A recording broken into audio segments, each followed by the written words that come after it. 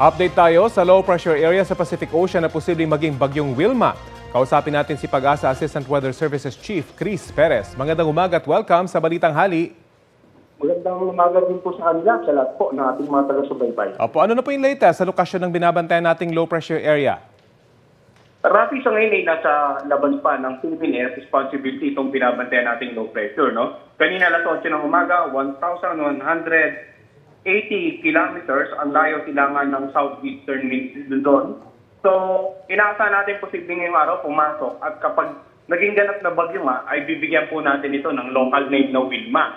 At para sa posibleng senaryo, may hindi natin sinasabi yung posibilidad po na posibleng kumilis ito patungo nga ng Southern Luzon, Visayas area ngayong darating na weekend. Kaya ngayon pa lamang po, inabisuhan natin lahat na patuloy nga mag-monitor sa update ng Pag-asa patungkol dito sa binabantayan nating sama ng panahon. Ano pong inaasahan natin magiging epekto nito kung meron man sa mga susunod na araw?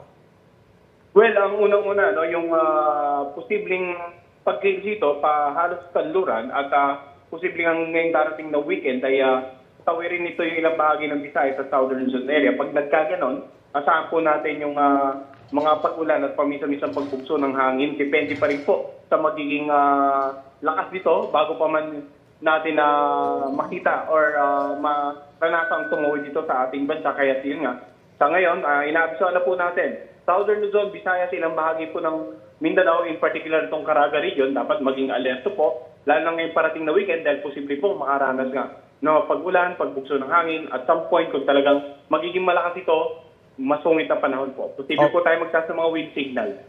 Gaano po kaya kalakas yung ulang magiging dala nito at ano yung mga ka-interact itong weather systems? Well, sa ngayon po, no, yung wala pa tayong outlook, kumbaga in the next 3 days, simula ngayong Miyerkules, ay wala pa tayong nakitang significant amount of rains. Pero hindi natin nirurule out na ngayong darating na weekend, posible nga yung mga malalakas sa pag-ulan.